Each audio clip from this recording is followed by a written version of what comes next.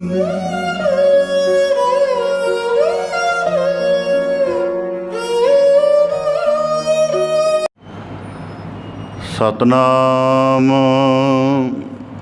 वाहिगुरु साहिब जी।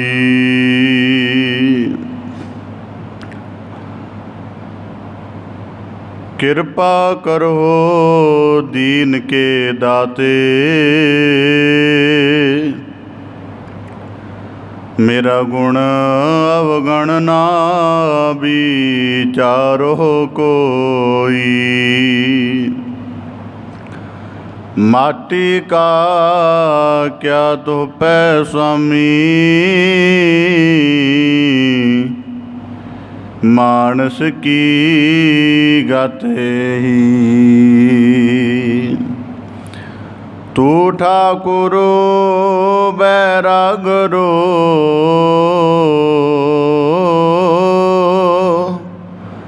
मैं जेही कण चेरी राम।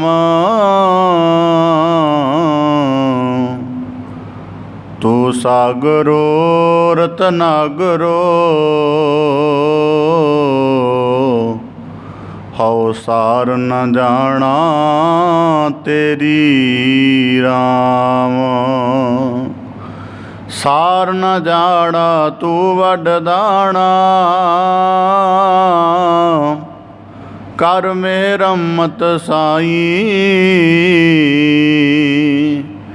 कृपा की जैसा मत दीजै, आठ पहर तुद त्याई। गर्भ ना कीजै रेण होवी जै, तागत जियरे तेरी। सब ऊपर नानक का ठाकुर, मैं जेही कण चेरी राम। जाको हर रंग लागो इस जुग में, सो कहियत है सूरा। आत्म जिण सगल वसता कै, जाका सत गुर पूरा। ठाकुर गाइए आत्म रंग, सरणी पावन नाम त्यावन।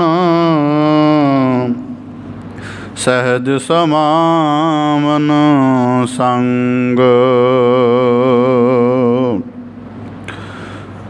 भूले मार्ग जिन्हें बताया। ऐसा गुर वड भागी पाया। बेसुमार अथाह अगनत तोलै, जो बुलावो त्यो नानक दास बोले। सतनाम वाहिगुरु साहिब जी। ब्राह्मणः संग उदरणं, ब्रह्म कर्म जे पूर्णः। ब्राह्मणः संगोदरणं, ब्रह्म कर्म जे पूर्णः। आत्मरतं संसारगहं, ते नर नानक निष्फलः। आत्मरतं संसारगहं, ते नर नानक निष्फलः। वाहिगुरु जी का खालसा, वाहिगुरु जी की फतेह। धन धन सतगुरु गुरु गरीब निवाज ਭਗਤ ਪਤਿਤ ਪਾਵਨ ਭਗਤ ਵਸ਼ਲ ਕਿਰਪਾ ਨਿਧ ਦਇਆ ਨਿਧ ਅਗਮ ਅਗੋਚਰ ਸਤਿਗੁਰੂ ਸ੍ਰੀ ਗੁਰੂ ਗ੍ਰੰਥ ਸਾਹਿਬ ਜੀ ਦੀਨ ਦਇਆਲ ਪਾਤਸ਼ਾਹ ਤਿਨਾਂ ਦੀ ਅਪਾਰ ਮਿਹਰਮਤ ਹੈ, ਅਥਾਹ ਬਖਸ਼ਿਸ਼ ਹੈ, ਅਪਾਰ ਤਰਸ ਹੈ, ਬੇਅੰਤ ਦਇਆ ਕਰੁਣਾ ਹੈ ਜੋ ਸਤਿਗੁਰੂ ਸਾਹਿਬ ਜੀ ਨੇ ਸਾਨੂੰ ਸਭ ਨੂੰ ਨਵਾਜਿਸ਼ ਕਰਕੇ ਸਤ ਸੰਗਤ ਰੂਪ ਵਿੱਚ ਜੁੜ ਬੈਠ ਕੇ ਅੰਮ੍ਰਿਤਮਈ ਬਾਣੀ ਦੇ ਅਭਿਆਸ ਦੁਆਰਾ ਆਪਣੇ ਜੀਵਨ ਨੂੰ ਸਫਲ ਕਰਨ ਦਾ ਬਲ ਅਵਸਰ ਬਖਸ਼ਿਸ਼ ਕਰਕੇ ਨਿਹਾਲ ਕੀਤਾ ਹੈ। ਸਤਿਗੁਰੂ ਸਾਹਿਬ ਜੀ ਸਤ ਸੰਗਤ ਨੂੰ ਟਕਸਾਲ ਦੀ ਨਿਆਈ ਆਖਦੇ ਹਨ। ਟਕਸਾਲ ਉਹ ਸਥਾਨ ਹੁੰਦਾ ਹੈ ਜਿੱਥੇ ਸ਼ੁੱਧ ਸਿੱਕਿਆਂ ਦੀ ਘਾੜਤ ਘੜੀ ਜਾਂਦੀ ਹੈ ਅਤੇ ਉਹਨਾਂ ਘੜੇ ਹੋਏ ਸਿੱਕਿਆਂ ਨੂੰ ਪ੍ਰਮਾਣਿਕ ਕੀਤਾ ਜਾਂਦਾ ਹੈ। ਉਦਾਹਰਨ ਦੇ ਤੌਰ 'ਤੇ ਜਪਜੀ ਸਾਹਿਬ ਦੀ ਬਾਣੀ ਅਸੀਂ ਰੋਜ਼ਾਨਾ ਪੜ੍ਹਦੇ ਹਾਂ, ਤਿੱਥੈ ਘੜੀਐ ਸੁਰਤ ਮਤ ਮਨ ਬੁੱਧ। ਜਦੋਂ ਕੋਈ ਮਨੁੱਖ ਜਿਗਿਆਸਾ ਤਹਿਤ ਪ੍ਰੇਮ ਭਾਵਨਾ ਤਹਿਤ ਸਤ ਸੰਗਤ ਦੇ ਵਿੱਚ ਗੁਰੂ ਉਪਦੇਸ਼ ਦੇ ਦੁਆਰਾ ਤੱਤ ਗਿਆਨ ਦੀ ਪ੍ਰਾਪਤੀ ਦੇ ਦੁਆਰਾ ਆਪਣੇ ਜੀਵਨ ਨੂੰ ਗੁਰੂ ਕੀ ਰਹਿਮਤ ਵਾਲਾ ਬਣਾਉਣਾ ਚਾਹੁੰਦਾ ਹੈ ਤਾਂ ਸਤ ਸੰਗਤ ਵਿੱਚ ਆ ਕੇ ਉਹਨੂੰ ਇਸ ਤਰ੍ਹਾਂ ਦੀ ਸਾਧਨਾ ਕਰਨੀ ਪੈਂਦੀ ਹੈ ਕਿ ਪਹਿਲੇ ਪੱਧਰ 'ਤੇ ਕਿ ਮਨ ਕਿੰਨਾਂ ਚੀਜ਼ਾਂ ਤੋਂ ਪ੍ਰਭਾਵਿਤ ਹੈ ਅਤੇ ਇਹਦੇ ਤੋਂ ਉੱਪਰਲਾ ਪ੍ਰਭਾਵ ਕਿਵੇਂ ਉਤਾਰਿਆ ਜਾਵੇ। ਜਿਵੇਂ ਟਕਸਾਲ ਦੇ ਵਿੱਚ ਕੁਝ ਸਿੱਕੇ ਦੀ ਮਾਤਰਾ ਦੇ ਵਿੱਚ ਖੋਟ ਨਾ ਹੋਵੇ, ਇਸ ਕਰਕੇ ਉਹਨੂੰ ਇੱਕ ਵਾਰੀ ਢਾਲ ਲਿਆ ਜਾਂਦਾ ਸੀ ਅਤੇ ਫਿਰ ਉਹਦੇ ਵਿੱਚੋਂ ਕੁਝ ਹੋਰ ਚੀਜ਼ਾਂ ਰਲਾ ਕੇ ਉਹਦੀਆਂ ਅਸ਼ੁੱਧੀਆਂ ਦੂਰ ਕਰ ਦਿੱਤੀਆਂ ਜਾਂਦੀਆਂ ਸਨ। ਇਸੇ ਪ੍ਰਕਾਰ ਜਦੋਂ ਪਹਿਲੀ ਦਫਾ ਸਤਸੰਗੀ ਮਨੁੱਖ ਸਤ ਸੰਗਤ ਵਿੱਚ ਜੁੜਦਾ ਹੈ ਤਾਂ ਜਿਹੜੀ ਮਨ ਦੇ ਪੱਧਰ 'ਤੇ ਅਸ਼ੁੱਧੀ ਹੈ ਪਹਿਲਾਂ ਉਹ ਨਿਕਲਣੀ ਸ਼ੁਰੂ ਹੁੰਦੀ ਹੈ। ਤਾਂ ਇਸ ਸਮੇਂ ਦੇ ਵਿੱਚ ਜਦੋਂ ਅਸ਼ੁੱਧੀਆਂ ਮਨ ਦੇ ਵਿੱਚੋਂ ਦੂਰ ਹੁੰਦੀਆਂ ਨੇ, ਵਿਕਾਰਾਂ ਦੀਆਂ, ਫੁਰਨਿਆਂ ਦੀਆਂ, ਥੋੜ੍ਹਾ ਮਨੁੱਖ ਕਾਹਲਾ ਤਾਂ ਪੈਂਦਾ ਹੈ, ਪਰ ਜਦੋਂ ਪੂਰੀ ਤਰ੍ਹਾਂ ਅਸ਼ੁੱਧੀ ਦੂਰ ਹੋ ਜਾਵੇ, ਜਦੋਂ ਸ਼ੁੱਧ ਸਰੂਪ ਮਨ ਹੋ ਜਾਵੇ ਤਾਂ ਫਿਰ ਉਹਦੇ ਵਿੱਚ ਰੱਬੀ ਯਾਦ ਵਾਸ ਕਰਦੀ ਹੈ। ਫਿਰ ਜਦੋਂ ਰੱਬੀ ਯਾਦ ਵਾਸ ਕਰਦੀ ਹੈ ਫਿਰ ਇੱਕ ਸਮਾਂ ਆਉਂਦਾ ਹੈ ਉਸ ਨੂੰ, ਜਿਵੇਂ ਸਿੱਕਾ ਪਹਿਲਾਂ ਬੜਾ ਵੱਡਾ ਪਸਰਿਆ ਹੁੰਦਾ, ਬਾਅਦ 'ਚ ਉਹਨੂੰ ਨਿਸ਼ਚਿਤ ਆਕਾਰ ਦਿੱਤਾ ਜਾਂਦਾ ਹੈ। ਸਿੱਖ ਦੀ ਸਾਧਨਾ ਵਿੱਚ ਪਿਆ ਹੋਇਆ ਮਨੁੱਖ ਜਦੋਂ ਗੁਰਬਾਣੀ ਦੇ ਗਿਆਨ ਨੂੰ ਆਪਣੇ ਜੀਵਨ 'ਚ ਪੂਰੀ ਤਰ੍ਹਾਂ ਢਾਲ ਲੈਂਦਾ ਤਾਂ ਉਹਦਾ ਜੀਵਨ ਇੱਕ ਨਿਸ਼ਚਿਤ ਇੱਕ ਸੀਮਾ ਦੇ ਵਿੱਚ ਜਿਹੜਾ ਗੁਰੂ ਕੀ ਮਰਿਆਦਾ ਵਾਲਾ, ਪ੍ਰੇਮ ਵਾਲਾ ਅਤੇ ਇੱਕ ਪਵਿੱਤਰ ਸੰਜਮ ਵਾਲਾ ਹੁੰਦਾ ਹੈ, ਉਹਦੇ ਵਿੱਚ ਢਲ ਜਾਂਦਾ ਹੈ। ਅਤੇ ਫਿਰ ਜਦੋਂ ਉਹਦੇ ਮਸਤਕ 'ਤੇ ਬੰਦਗੀ ਦਾ ਜਲਾਉ ਪ੍ਰਗਟ ਹੁੰਦਾ ਹੈ, ਉਹਦੀ ਲਿਵਲੀਨਤਾ ਗੁਰੂ ਸ਼ਬਦ ਨਾਲ ਬਣ ਕੇ ਉਹਦੀ ਦੇਹ ਦੇ ਅੰਦਰੋਂ ਧਰਮ ਦੇ ਸ਼ੁਭ ਲੱਖਣਾਂ ਦਾ, ਗਿਆਨ ਦਾ, ਸੇਵਾ ਦਾ, ਸਿਮਰਨ ਦਾ ਅਥਾਹ ਸ਼ੀਤਲ ਪ੍ਰਕਾਸ਼ ਹੁੰਦਾ ਹੈ ਤਾਂ ਉਹ ਗੁਰਮੁਖ ਫਿਰ ਸਤਿਗੁਰੂ ਦੀ ਨਜ਼ਰ ਦੇ ਵਿੱਚ ਪ੍ਰਵਾਨ ਚੜ੍ਹ ਕੇ ਸਤਿਗੁਰੂ ਰੂਪ ਵਿੱਚ ਅਭੇਦ ਹੋ ਜਾਂਦੇ ਹਨ। ਭਾਵ ਕਿ ਜਿਵੇਂ ਸਿੱਕੇ ਦੇ ਉੱਪਰ ਮੋਹਰ ਲੱਗ ਕੇ ਉਹ ਪ੍ਰਮਾਣਿਕ ਹੋ ਜਾਂਦਾ ਹੈ, ਇਸੇ ਤਰ੍ਹਾਂ ਸਤ ਸੰਗਤ ਦੇ ਵਿੱਚ ਆਇਆ ਹੋਇਆ ਜਗਿਆਸੂ ਆਪਣੇ ਅਧਿਆਤਮਿਕ ਸਾਧਨਾ ਦੇ ਸਾਰੇ ਪੜਾਅ ਪੂਰੇ ਕਰਕੇ ਆਖਰ ਸੰਤ ਰੂਪ ਹੋ ਕੇ ਪਰਮੇਸ਼ਰ ਸਰੂਪ ਹੀ ਹੋ ਜਾਂਦਾ। ਇਸ ਕਰਕੇ ਸਤ ਸੰਗਤ ਇੱਕ ਉੱਤਮ ਟਕਸਾਲ ਹੈ ਅਧਿਆਤਮਿਕ ਜਗਤ ਦੀ, ਅਤੇ ਜਿਹੜੇ ਇਸ ਨੂੰ ਟਕਸਾਲ ਦੀ ਨਿਆਈ ਜਾਣ ਕੇ ਇੱਥੇ ਆਉਂਦੇ ਹਨ ਉਹ ਇੱਥੇ ਜ਼ਰੂਰ ਗਿਆਨ ਦੇ ਪਾਤਰ ਬਣ ਕੇ ਆਪਣੇ ਜੀਵਨ ਨੂੰ ਗੁਰੂ ਬਖਸ਼ਿਸ਼ ਮਿਹਰ ਵਾਲਾ ਬਣਾ ਲੈਂਦੇ ਹਨ। ਆਪ ਜੀ ਬੜੇ ਸੁਭਾਗਸ਼ਾਲੀ ਹੋ ਜੋ ਐਸਾ ਨਿਰਮਲ ਯਤਨ ਰੋਜ਼ਾਨਾ ਕਰਦੇ ਹੋ। ਸਤਿਗੁਰੂ ਕੀ ਕਿਰਪਾ ਸਦਕਾ ਪਾਵਨ ਬਾਣੀ ਦੀ ਲੜੀਵਾਰ ਵਿਚਾਰ ਨਾਲ ਜੁੜਨ ਦਾ ਯਤਨ ਕਰੀਏ ਜੀ। ਪਾਵਨ ਬਾਣੀ ਦੀ ਲੜੀਵਾਰ ਵਿਆਖਿਆ ਆਰੰਭ ਕਰਨ ਤੋਂ ਪਹਿਲਾਂ ਬੜੇ ਅਦਬ ਸਹਿਤ ਉਚਾਰਨ ਕਰੋ ਜੀ। ਸਤਨਾਮ ਸ੍ਰੀ ਵਾਹਿਗੁਰੂ ਸਾਹਿਬ ਜੀ। ਬ੍ਰਾਹਮਣः ਸੰਗੋਦਰਣੰ ਬ੍ਰਹਮ ਕਰਮ ਜੇ ਪੂਰਣः। ਧੰਨ ਸਤਿਗੁਰੂ ਗੁਰੂ ਅਰਜਨ ਦੇਵ ਸਾਹਿਬ ਜੀ ਤਿਨਾਂ ਦੀ ਪਾਵਨ ਮੁਬਾਰਕ ਰਸਨਾ ਤੋਂ ਸ਼ਲੋਕ ਸੰਸਕ੍ਰਿਤੀ ਬਾਣੀ ਦੀ ਲੜੀਵਾਰ ਵਿਆਖਿਆ ਦੀ ਉਪਦੇਸ਼ ਰੂਪ ਬਖਸ਼ਿਸ਼ ਕਰਕੇ ਸਤਿਗੁਰੂ ਸਾਹਿਬ ਜੀ ਸਾਨੂੰ ਜੀਵਾਂ ਨੂੰ ਨਵਾਜ ਰਹੇ ਸਨ। ਲੜੀਵਾਰ ਬਾਣੀ ਵਿਆਖਿਆ ਦੇ ਅੰਤਰਗਤ ਪਿਛਲੇ ਸ਼ਲੋਕਾਂ ਦੇ ਵਿੱਚ ਸਤਿਗੁਰੂ ਸਾਹਿਬ ਜੀ ਨੇ ਬਖਸ਼ਿਸ਼ ਕਰਦਿਆਂ ਫਰਮਾਇਆ ਸੀ, ਗਰਬੰਤ ਨਾਰੀ ਮਦੋਨ ਮਤੰਗ ਬਲਵੰਤ ਬਲਾਤ ਕਾਰਨ ਹੈ। ਭਾਵ ਕਿ ਜਦੋਂ ਜੀਵਨ ਦੇ ਵਿੱਚ ਸਮਝ ਰੂਪ, ਸੂਝ ਰੂਪ, ਸਿਆਣਪ ਰੂਪ, ਸੋਝੀ ਕਰਨ ਵਾਲੀ ਬੁੱਧ ਹੀ ਮਲੀਨ ਹੋ ਜਾਵੇ, ਅਹੰਕਾਰ ਦੇ ਸਹਿਤ ਹੋ ਜਾਵੇ, ਅਤੇ ਫਿਰ ਜਿਹੜੇ ਬਲ ਵਾਲੇ ਮਨੁੱਖ ਨੇ ਉਹਨਾਂ ਕੋਲੋਂ ਬੜੇ ਉਪਦਰਵ ਕਰਵਾਉਂਦੀ ਹੈ ਅਤੇ ਉਹਨਾਂ ਦਾ ਜੀਵਨ ਨਿਸ਼ਫਲ ਹੋ ਜਾਂਦਾ ਹੈ। ਇਸ ਕਰਕੇ ਗੁਰੂ ਸਾਹਿਬ ਜੀ ਨੇ ਬਖਸ਼ਿਸ਼ ਕੀਤੀ ਸੀ ਕਿ ਜਿਹੜੇ ਮਨੁੱਖ ਸਤ ਸੰਗਤ ਵਿੱਚ ਜੁੜਦੇ ਨੇ ਉਹਨਾਂ ਦੀ ਬੁੱਧ ਤਾਂ ਸੰਜਮ ਦੇ ਵਿੱਚ, ਮਰਿਆਦਾ ਵਿੱਚ ਰਹਿੰਦੀ ਹੈ, ਇਤਨੀ ਨਿਰਮਲ ਵੀ ਰਹਿੰਦੀ ਹੈ ਕਿ ਉਹਨਾਂ ਦੇ ਜੀਵਨ ਦੇ ਵਿੱਚ ਗਿਆਨ ਦਾ ਅਥਾਹ ਪ੍ਰਕਾਸ਼ ਰਹਿੰਦਾ। ਦੂਜੇ ਸ਼ਲੋਕ ਦੁਆਰਾ ਗੁਰੂ ਸਾਹਿਬ ਜੀ ਨੇ ਬਖਸ਼ਿਸ਼ ਕੀਤੀ ਸੀ, ਇਸੇ ਪ੍ਰਕਾਰ ਤ੍ਰਿਣੰ ਤਾਂ ਮੇਰੰ ਸਹਿਕੰ ਤਾਂ ਹਰੀਅੰ, ਕਿ ਜਦੋਂ ਗੁਰੂ ਕਿਰਪਾ ਹੋ ਜਾਵੇ ਊਣੇ ਜਿਹੜੇ ਹਨ ਉਹ ਭਰ ਜਾਂਦੇ ਹਨ, ਜਿਹੜੇ ਤਿਣਕਿਆਂ ਦੇ ਸਮਾਨ ਹਨ ਉਹ ਪਹਾੜ ਦੀ ਨਿਆਈ ਹੋ ਜਾਂਦੇ ਹਨ, ਜਿਹੜੇ ਅਗਿਆਨ ਵਿੱਚ ਭਟਕ ਰਹੇ ਹਨ ਉਹ ਗਿਆਨ 'ਤੇ ਸਹਿਤ ਹੋ ਜਾਂਦੇ ਹਨ। ਬਿਨਵੰਤ ਨਾਨਕ ਹਰ ਗੁਰ ਦਇਆਰੰ, ਜੇ ਗੁਰੂ ਕਿਰਪਾ ਦੇ ਪਾਤਰ ਬਣਿਆ ਜਾਵੇ ਅਤੇ ਗੁਰੂ ਕਿਰਪਾ ਦੇ ਪਾਤਰ ਸਤ ਸੰਗਤ ਵਿੱਚ ਬੈਠ ਕੇ ਜੁੜ ਕੇ ਹੀ ਬਣਿਆ ਜਾ ਸਕਦਾ ਹੈ। ਇਸੇ ਪ੍ਰਕਾਰ ਸਤਿਗੁਰੂ ਸਾਹਿਬ ਜੀ ਅੱਜ ਦੇ ਸ਼ਲੋਕ ਦੁਆਰਾ ਬਖਸ਼ਿਸ਼ ਕਰਦੇ ਹਨ, ਬ੍ਰਾਹਮਣः ਸੰਗ ਉਦਰਣੰ ਬ੍ਰਹਮ ਕਰਮ ਜਹ ਪੂਰਣः।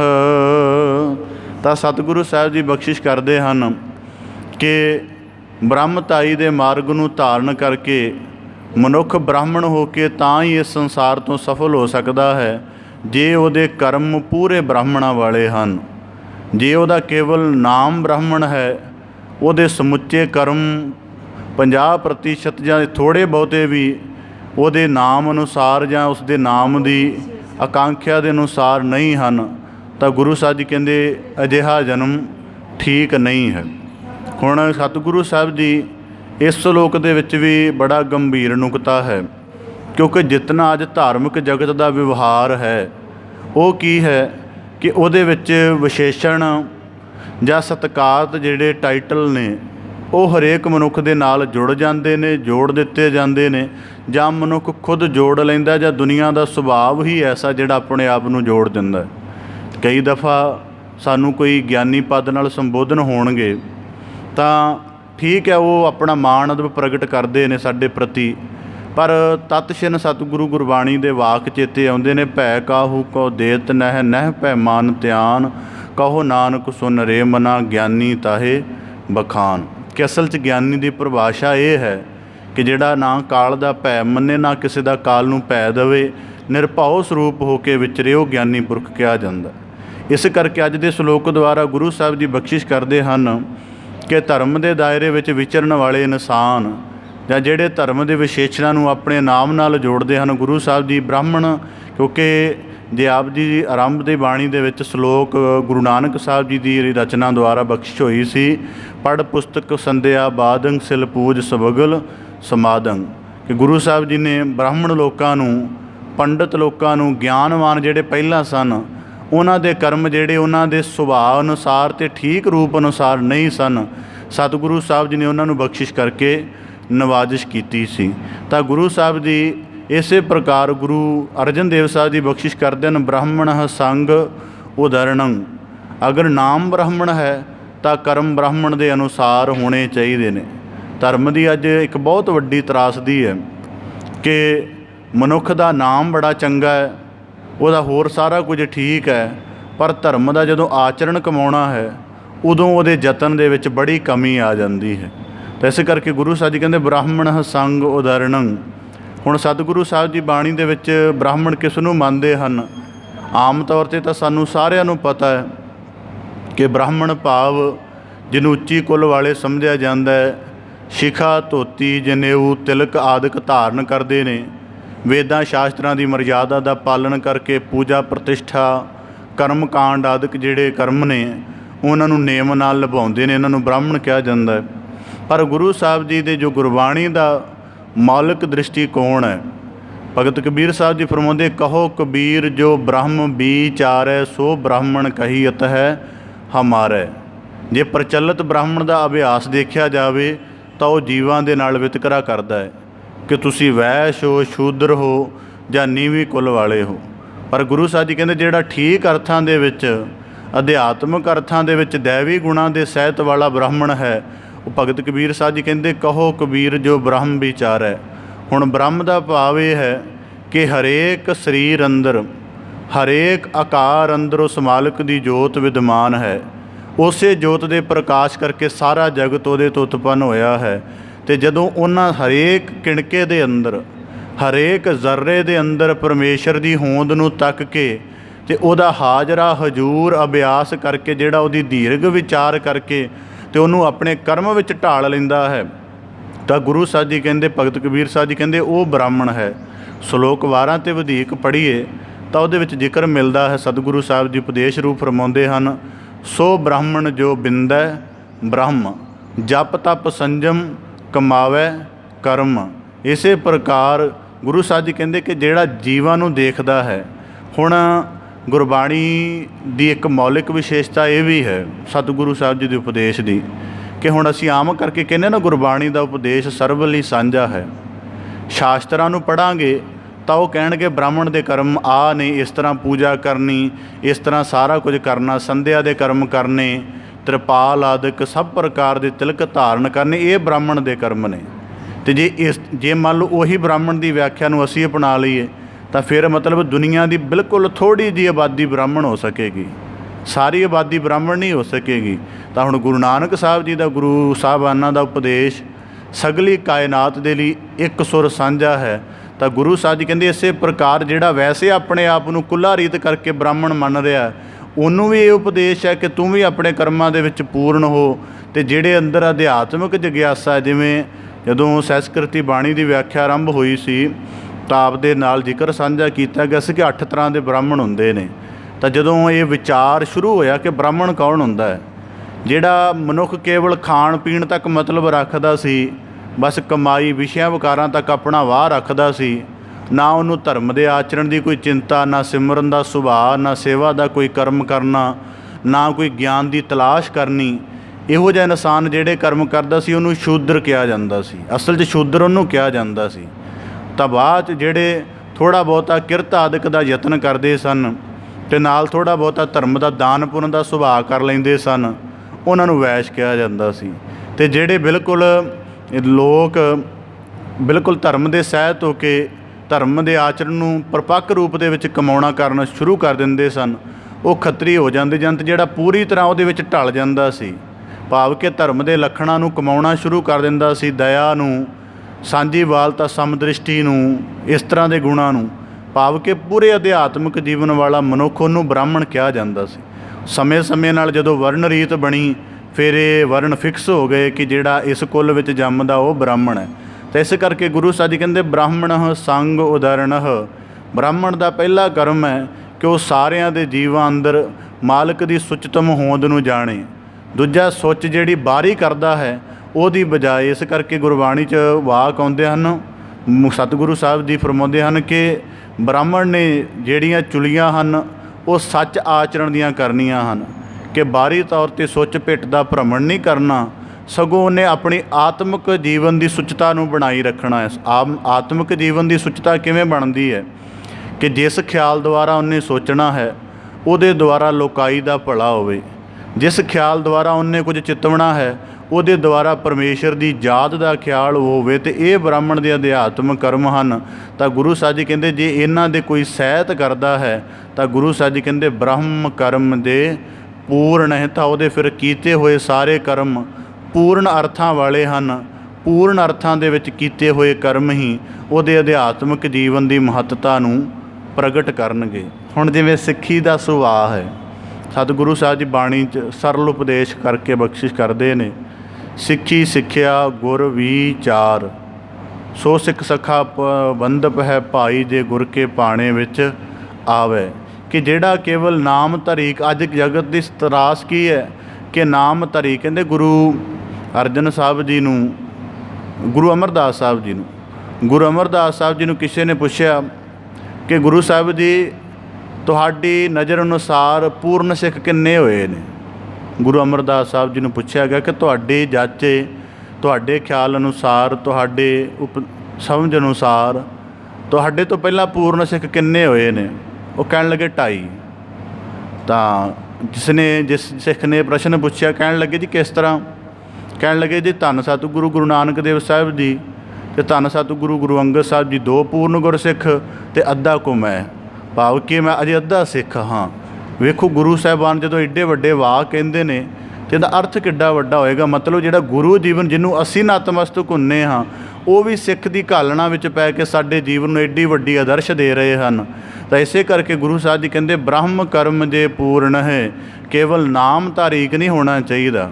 ਇਸ ਕਰਕੇ ਕੁਝ ਦਿਨ ਪਹਿਲਾਂ ਵੀ ਵਿਚਾਰ ਐਸੀ ਸਾਂਝੀ ਹੋਈ ਸੀ ਕਿ ਹੋਰ ਸੰਸਾਰ ਦੇ ਤੌਰ 'ਤੇ ਮਨੁੱਖ ਨੇ ਆਪਣੇ ਆਪ ਨੂੰ ਅਫਸਰ ਖਵਾਉਣਾ ਹੋਵੇ ਨਾ, ਤਾਂ ਉਹ ਪਹਿਲਾਂ ਅਫਸਰ ਲੱਗਦਾ ਅਤੇ ਫਿਰ ਖਵਾਉਣਾ ਸ਼ੁਰੂ ਕਰਦਾ ਹੈ। ਫਿਰ ਲੋਕਾਂ ਤੋਂ ਉਮੀਦ ਕਰਦਾ ਕਿ ਮੈਨੂੰ ਅਫਸਰ ਕਹਿਣ, ਪਹਿਲਾਂ ਨਹੀਂ ਐਵੇਂ ਕਿ ਕਿਸੇ ਅਹੁਦੇ 'ਤੇ ਨਾ ਹੋਵੇ ਅਤੇ ਲੋਕ ਮੈਨੂੰ ਅਫਸਰ ਕਹਿਣ। ਪਰ ਧਰਮ 'ਚ ਐਸਾ ਹੈ ਕਿ ਕੁਝ ਦਿਨ ਸਤ ਸੰਗਤ ਕੀਤੀ ਹੈ ਅਤੇ ਅਪੇક્ષਾ ਕਰਨ ਲੱਗ ਪੈਂਦਾ ਹੈ ਕਿ ਲੋਕ ਮੈਨੂੰ ਗੁਰਮੁਖ ਕਹਿਣਾ ਸ਼ੁਰੂ ਕਰ ਦੇਣ।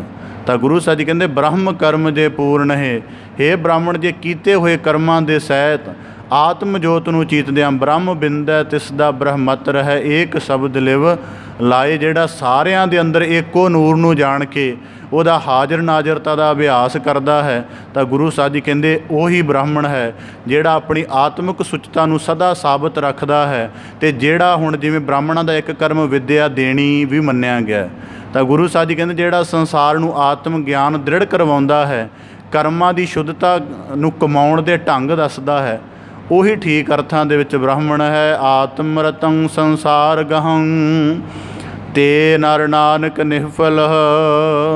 ਤਾਂ ਸਤਿਗੁਰੂ ਸਾਹਿਬ ਜੀ ਕਹਿੰਦੇ ਆਤਮ ਰਤੰ ਸੰਸਾਰ ਗਹੰ ਤੇ, ਸ਼ਬਦ ਇਹ ਗਹੰਤੇ ਵੀ ਹੈ ਅਤੇ ਗਹੰਤੇ ਵੀ ਹੈ, ਦੋਵੇਂ ਤਰੀਕਿਆਂ ਨਾਲ ਸ਼ਬਦ ਮਿਲਦਾ ਹੈ। ਤਾਂ ਗੁਰੂ ਸਾਹਿਬ ਜੀ ਕਹਿੰਦੇ ਉਹ ਇਨਸਾਨ ਜਿਹੜੇ ਆਤਮ ਕਰਕੇ ਸੰਸਾਰ ਦੇ ਵਿੱਚ ਲਿਪਤ ਨੇ, ਭਾਵ ਕਿ ਆਪਣੇ ਆਤਮਾ ਦਾ ਕੋਈ ਕਰਮ ਨਹੀਂ ਕਰਦੇ, ਜਾਂ ਮਨ ਨੂੰ ਸ਼ੁੱਧ ਕਰਨ ਦਾ ਕੋਈ ਯਤਨ ਨਹੀਂ ਕਰਦੇ, ਜਾਂ ਸੁਰਤ ਦੀ ਉਚਾਈ ਕਰਕੇ ਕੋਈ ਅਕਾਲ ਪੁਰਖ ਦੇ ਚਰਨਾਂ ਦਾ ਓਟ ਆਸਰਾ ਨਿਵਾਸ ਨਹੀਂ ਰੱਖਦੇ, ਤਾਂ ਗੁਰੂ ਸਾਹਿਬ ਜੀ ਕਹਿੰਦੇ ਗਹੰਤੇ। ਇਸੇ ਪ੍ਰਕਾਰ ਸੰਸਾਰ ਦੇ ਵਿੱਚ ਲਿਪਤ ਹੋਇਆਂ ਨੂੰ ਤੇ ਨਰ ਨਾਨਕ ਨਿਹਫਲੇ। ਅਤੇ ਸਤਿਗੁਰੂ ਸਾਹਿਬ ਜੀ ਫਰਮਾਉਂਦੇ ਹਨ ਉਹ ਇਨਸਾਨਾਂ ਦਾ ਜਿਉਣਾ ਜੀਵਨ ਵਿਅਰਥ ਹੈ।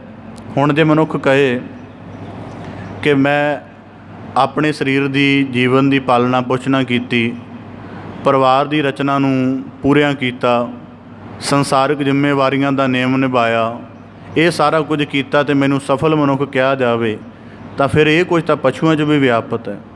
ਪਸ਼ੂਆਂ ਦਾ ਵੀ ਪਰਿਵਾਰ ਬਣਦਾ ਹੈ, ਉਹ ਵੀ ਆਪਣੇ ਨਿਕਟਵਰਤੀਆਂ ਦੀ ਚਿੰਤਾ ਕਰਦੇ ਨੇ, ਸਾਰਾ ਕੁਝ ਵਿਸ਼ਿਆਂ ਵਿਕਾਰਾਂ ਦੇ ਤਲ ਨੂੰ ਉਹ ਵੀ ਭੋਗ ਲੈਂਦੇ ਨੇ। ਜੰਮਣ ਮਰਨ ਇਸੇ ਪ੍ਰਕਾਰ ਉਹਨਾਂ ਦਾ ਵੀ ਬਣਿਆ ਰਹਿੰਦਾ ਹੈ, ਥੋੜ੍ਹਾ ਬਹੁਤਾ ਫਾਇਦਾ ਸੰਸਾਰ ਨੂੰ ਉਹਨਾਂ ਦਾ ਵੀ ਹੋ ਜਾਂਦਾ ਹੈ। ਤਾਂ ਗੁਰੂ ਸਾਹਿਬ ਜੀ ਕਹਿੰਦੇ ਜੇ ਇੰਨੇ ਕੁ ਹੀ ਤੇਰੇ ਕਰਮ ਰਹਿਣੇ ਹਨ, ਤਾਂ ਫਿਰ ਤੇਰੇ ਨਾਲੋਂ ਅਤੇ ਪਸ਼ੂ ਨਾਲੋਂ ਉੱਤਮਤਾ ਕੀ ਹੈ? ਗੁਰਬਾਣੀ 'ਚ ਨਾ ਸਾਨੂੰ ਸਤਿਗੁਰੂ ਸਾਹਿਬ ਜੀ ਨੇ ਬੜਾ ਦੀਰਘ ਸੁਚੇਤ ਕੀਤਾ। ਗੁਰਬਾਣੀ 'ਚ ਵਾਕ ਆਉਂਦਾ ਹੈ ਪਸ਼ੂ ਮਿਲਹਿ ਚੰਗਿਆਈਆਂ ਖੜ ਖਾਵਹਿ ਅੰਮ੍ਰਿਤ ਦੇਹ ਨਾਮ ਵਿਹੂਣੇ ਆਦਮੀ ਤ੍ਰਿਗ ਜੀਵਨ ਕਰਮ ਕਰੇ। ਕਹਿੰਦੇ ਪਸ਼ੂ ਕਈ ਵਾਰੀ ਹਲਕਾ ਫੁਲਕਾ ਜਾਂ ਸੜਿਆ ਜਾਂ ਘਾਹ ਖਾਂਦਾ ਹੈ, ਕਈ ਵਾਰੀ ਚਾਰਾ ਵੀ ਚੰਗਾ ਨਹੀਂ ਪਾਇਆ ਜਾਂਦਾ, ਪਰ ਉਹਦੀ ਦੇਹ ਦਾ ਇਸ ਤਰ੍ਹਾਂ ਦਾ ਸਿਲਸਿਲਾ ਬਣਿਆ ਕਿ ਜਿਵੇਂ ਦਾ ਮਰਜ਼ੀ ਖਾਵੇ, ਦੁੱਧ ਨੂੰ ਨਿਰਮਿਤ ਕਰ ਦਿੰਦਾ ਹੈ। ਅਤੇ ਉਹਦੇ ਤੋਂ ਪ੍ਰਕਾਰ ਉਹਦਾ ਦੁੱਧ ਪ੍ਰਯੋਗ, ਦੁੱਧ ਤੋਂ ਅਨੇਕਾਂ ਪਦਾਰਥ ਬਣਦੇ ਨੇ। ਜੋ ਉਹਦੀ ਮਲ ਪ੍ਰਕਿਰਿਆ ਦੁਆਰਾ ਪੈਦਾ ਹੁੰਦਾ ਹੈ ਉਹ ਵੀ ਵਰਤੋਂ ਦੇ ਵਿੱਚ ਆ ਜਾਂਦਾ ਹੈ। ਅਤੇ ਜੇ ਉਹ ਸੰਸਾਰ ਤੋਂ ਕੂਚ ਕਰ ਜਾਵੇ ਤਾਂ ਹੱਡ ਚਮੜਾ ਵੀ ਉਹਦਾ ਚੰਗੀ ਤਰ੍ਹਾਂ ਕੰਮ ਆ ਜਾਂਦਾ। ਪਰ ਦੂਜੇ ਪਾਸੇ ਕੀ ਫਰਮਾਉਂਦੇ ਨੇ ਸਤਿਗੁਰੂ ਸਾਹਿਬ ਜੀ ਕਿ ਅੰਨ ਦੇਵਤਾ ਬੈਸੰਤਰ ਦੇਵਤਾ ਲੂਣ ਪੰਜਵਾਂ ਪਾਇਆ ਕਿਰਤ ਪਾਪੀ ਸਿਓ ਤਨ ਗੁੱਤਾ ਹੋਆ ਪਾਕ ਪਵਿੱਤ ਪਾਪੀ ਸਿਓ ਤਨ ਗੱਡਿਆ ਥੁੱਕਾਂ ਪਈਆਂ ਤਿੱਤ। ਇੱਕ ਪਾਸੇ ਮਨੁੱਖ ਹੈ ਜਿਹਦੀ ਦੇਹ ਨਾਲੇ 5 ਦੇਵਤੇ ਅੰਨ ਰੂਪ ਪਾਣੀ ਰੂਪ ਜਲ ਰੂਪ ਘਿਓ ਰੂਪ ਛੋਹ ਗਏ, ਅਤੇ ਜਦੋਂ ਹੀ ਛੋਹ ਗਏ ਤਾਂ ਉਹ ਵਿਚਾਰੇ ਇੰਨੇ ਮਲੀਨ ਹੋ ਗਏ ਕਿ ਜਦੋਂ ਉਹ ਮਨੁੱਖ ਦੀ ਦੇਹ ਦੇ ਸੰਪਰਕ ਵਿੱਚ ਨਹੀਂ ਆਏ ਸਨ, ਭੋਜਨ ਪ੍ਰਕਿਰਿਆ ਦਾ ਹਿੱਸਾ ਨਹੀਂ ਬਣੇ ਸਨ, ਤਾਂ ਉਹਨਾਂ ਦਾ ਕੋਈ ਮਾਣ ਅਦਬ ਸੀ। ਜਦੋਂ ਉਹ ਮਨੁੱਖ ਦੀ ਦੇਹ ਦੇ ਵਿੱਚੋਂ ਪਾਸ ਹੋ ਗਏ ਤਾਂ ਫਿਰ ਉਹਨਾਂ ਦੇ ਉੱਪਰ ਲੋਕ ਥੁੱਕਦੇ ਨੇ। ਇਸ ਕਰਕੇ ਕਿੰਨੀ ਦੇਹਾ ਮਲੀਨ ਵਾਲੀ ਹੈ। ਤਾਂ ਗੁਰੂ ਸਾਹਿਬ ਜੀ ਕਹਿੰਦੇ ਜਿਤ ਮੁਖ ਨਾਮ ਨ ਉਚਰੈ ਬਿਨ ਰਾਵੈ ਰਸ ਕਾਏ।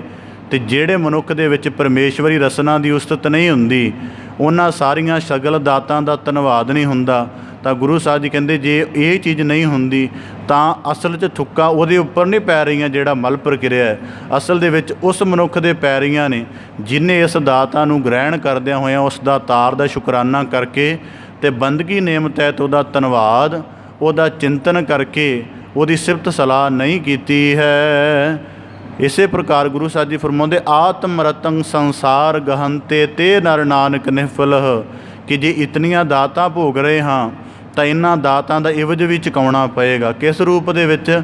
ਸਿਫਤ ਸਲਾਹ ਰੂਪ ਦੇ ਵਿੱਚ, ਸ਼ੁਭ ਕਰਮਾਂ ਦੀ ਰਾਸ ਰੂਪ ਦੇ ਵਿੱਚ। ਪਰ ਦਰਬ ਹਿਰਣੰ ਬਹੁ ਵਿਗਨ ਕਰਣੰ ਉਚਰਣੰ ਸਰਬ ਜੀ ਕਹ। ਤਾਂ ਅਗਲੇ ਸ਼ਲੋਕ ਦੇ ਵਿੱਚ ਗੁਰੂ ਸਾਹਿਬ ਜੀ ਸੰਸਾਰੀ ਮਨੁੱਖਾਂ ਦੇ ਲੱਛਣ ਦੱਸਦੇ ਹਨ। ਸੰਸਾਰੀ ਮਨੁੱਖ ਦਾ ਮਤਲਬ ਹੈ ਸੰਸਾਰ ਤੱਕ ਭਾਵ ਰੱਖਣ ਵਾਲਾ। ਤਾਂ ਗੁਰੂ ਸਾਹਿਬ ਜੀ ਕਹਿੰਦੇ ਪਰ ਦਰਬ ਹਿਰਣੰ,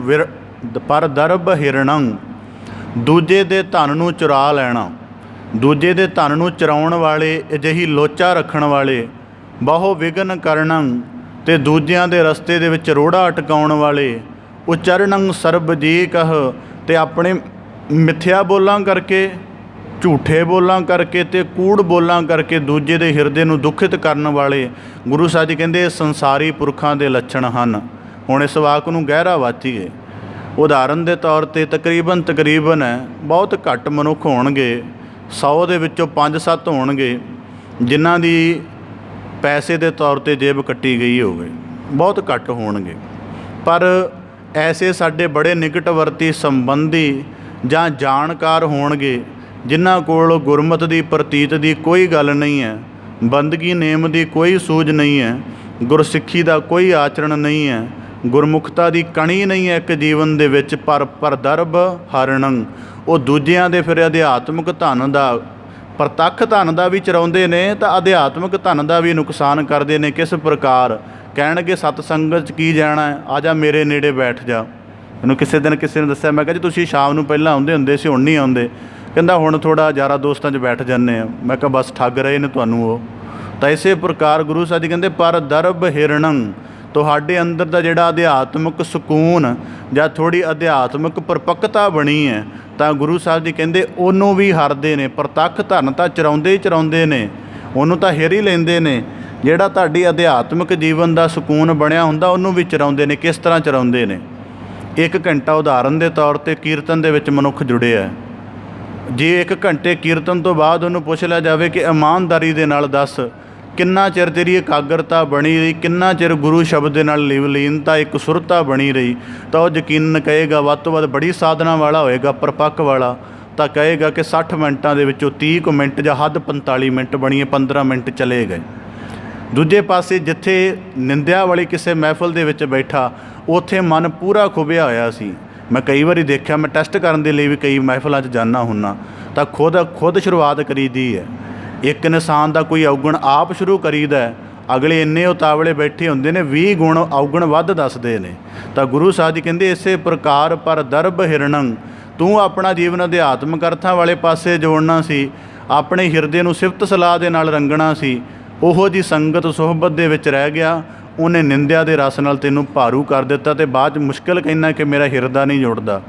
ਤਾਂ ਇਸੇ ਪ੍ਰਕਾਰ ਜਿਵੇਂ ਅਸੀਂ ਸਕੂਲਾਂ ਦੇ ਵਿੱਚ ਸਾਰੇ ਪੜ੍ਹੇ ਹਾਂ, ਤਾਂ ਜਿਹੜੇ ਸਰਕਾਰੀ ਸਕੂਲਾਂ ਦਾ ਇੱਕ ਸੁਭਾਅ ਹੁੰਦਾ ਸੀ ਕਿ ਪਹਿਲਾਂ ਟੀਚਰ ਬੜੇ ਸੁਹਿਰਦ ਹੁੰਦੇ ਸਨ, ਹੁਣ ਤਾਂ ਸਮਾਂ ਬਦਲ ਗਿਆ, ਐਸਾ ਸੁਭਾਅ ਰਹਿ ਨਹੀਂ ਗਿਆ। ਪਿੱਛੇ ਟੀਚਰਾਂ ਨੂੰ ਨਾ ਇਹ ਖਿਆਲ ਹੁੰਦਾ ਸੀ ਕਿ ਇੱਕ ਤਾਂ ਇਹਨੂੰ ਮਾਤਾ ਪਿਤਾ ਜਿਹਨੇ ਜਨਮ ਦਿੱਤਾ ਸਰੀਰਕ ਤੌਰ 'ਤੇ, ਇੱਕ ਅਸੀਂ ਹਾਂ ਜਿਨ੍ਹਾਂ ਨੇ ਗਿਆਨ ਦੇ ਤੌਰ 'ਤੇ ਜਨਮ ਦੇਣਾ, ਅਤੇ ਸਰੀਰਕ ਤੌਰ 'ਤੇ ਤਾਂ ਜਨਮ ਦੇ ਦੇਣਾ ਇੱਕ ਪ੍ਰੋਸੈਸ ਹੈ। ਜੇ ਇਹਦਾ ਗਿਆਨਾਤਮਕ ਤੌਰ 'ਤੇ ਜਨਮ ਨਾ ਹੋਇਆ ਤਾਂ ਸਾਰੀ ਜ਼ਿੰਦਗੀ ਭਟਕਦਾ ਰਹੇਗਾ। ਫਿਰ ਕੀ ਕਰਦੇ ਸਨ? ਜਿਹੜੇ ਕੋਈ ਲਾਇਕ ਬੱਚੇ ਹੁੰਦੇ ਸਨ ਉਹਨਾਂ ਦੀ ਜਸੂਸੀ ਵੀ ਕਰਦੇ ਸਨ ਕਿ ਕਦੇ ਕਦੇ ਉਹਨਾਂ ਦੇ ਨਗਰ ਦੇ ਵਿੱਚ ਗੇੜਾ ਮਾਰ ਆਉਣਾ ਕਿ ਕਿਤੇ ਉਹ ਸ਼ਰਾਰਤੀ ਜਾਂ ਕਿਤੇ ਗਲਤ ਸੰਗਤ ਵਿੱਚ ਨਾ ਹੋਵੇ, ਉਹਨਾਂ ਦੇ ਉੱਪਰ ਜ਼ਿਆਦਾ ਤਸ਼ੱਦਦ ਕਰਨਾ ਕਿ ਕਿਤੇ ਇਹਦੀ ਜਿਹੜੀ ਮਾੜੀ ਮੋਟੀ ਢਿੱਲ ਹੈ ਉਹ ਗਲਤ ਸੰਗਤ ਵਾਲੇ ਪਾਸੇ ਨਾ ਚਲੀ ਜਾਏ। ਤਾਂ ਇਸੇ ਪ੍ਰਕਾਰ ਗੁਰੂ ਸਾਹਿਬ ਜੀ ਕਹਿੰਦੇ ਪਰ ਦਰਬ ਹਿਰਣੰ, ਕਿ ਤੁਹਾਡੇ ਜੀਵਨ ਦੀ ਅਧਿਆਤਮਿਕ ਰਾਸ ਨਾ ਚੁਰਾਈ ਜਾਵੇ।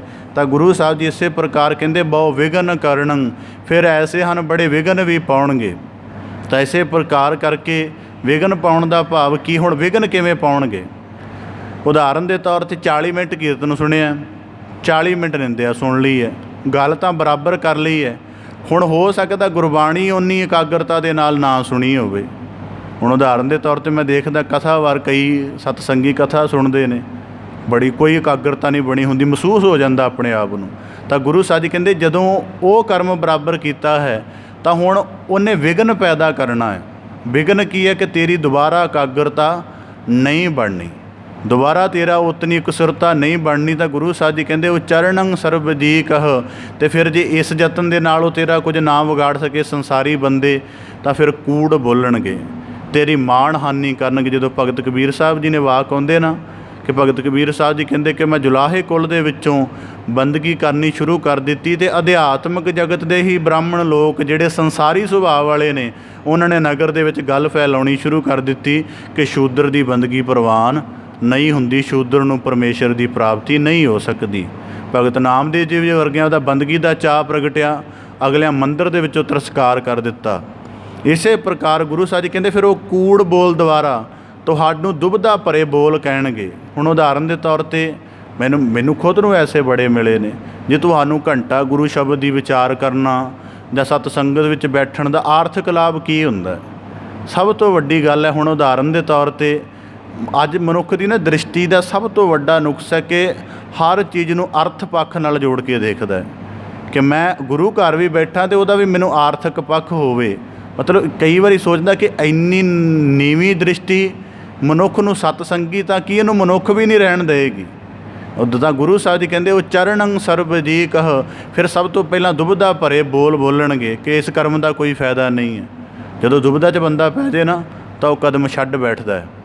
ਫਿਰ ਜੇ ਕੋਈ ਦੁਬਦਾ ਵੀ ਉਹਨਾਂ ਦੀ ਸਫਲ ਨਾ ਹੋ ਸਕੇ, ਫਿਰ ਉਹਦੇ ਪ੍ਰਤੀ ਨਿੰਦਿਆ ਦਾ ਗੁਣ ਅਖਤਿਆਰ ਕਰ ਲੈਣਗੇ ਕਿ ਜੀ ਇਹ ਮਨੁੱਖ ਪਹਿਲਾਂ ਬੜੇ ਭੈੜੇ ਕਰਮਾਂ ਵਾਲਾ ਸੀ, ਹੁਣ ਅੱਜ ਇਹ ਗੁਰਮੁਖ ਬਣ ਗਿਆ ਜਾਂ ਗੁਰੂ ਘਰ ਜਾਣ ਲੱਗ ਪਿਆ, ਇਸ ਤਰ੍ਹਾਂ ਦਾ ਕਰਨਗੇ। ਫਿਰ ਇੱਥੇ ਵੀ ਬੰਦਾ ਠੱਗਿਆ ਜਾ ਸਕਦਾ ਹੈ।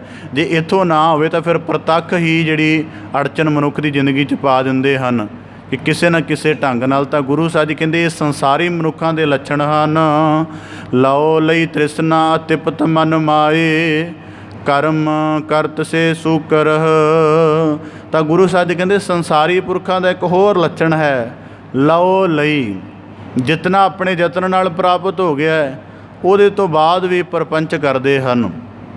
ਉਹਦੇ ਤੋਂ ਬਾਅਦ ਵੀ ਕਹਿੰਦੇ ਨੇ ਜੋ ਕੁਝ ਨਜ਼ਰੀ ਆ ਰਿਹਾ ਹੈ ਸਾਰਾ ਕੁਝ ਮੇਲੇ ਕੋਲ ਹੋਵੇ। ਤਾਂ ਗੁਰੂ ਸਾਹਿਬ ਜੀ ਕਹਿੰਦੇ ਇਸ ਭਾਵਨਾ ਕਰਕੇ ਤ੍ਰਿਸ਼ਨਾ ਅਤਿਪਤ, ਤ੍ਰਿਸ਼ਨਾ ਕਦੀ ਵੀ ਪੂਰੀ ਨਹੀਂ ਹੁੰਦੀ। ਇਸ ਕਰਕੇ ਸੰਸਾਰੀ ਪੁਰਖ ਦਾ ਇੱਕ ਲੱਛਣ ਹੈ ਉਹਦੇ ਅੰਦਰ ਸਦਾ ਹੀ ਤ੍ਰਿਸ਼ਨਾ ਵਿਆਪਤ ਰਹਿੰਦੀ ਹੈ।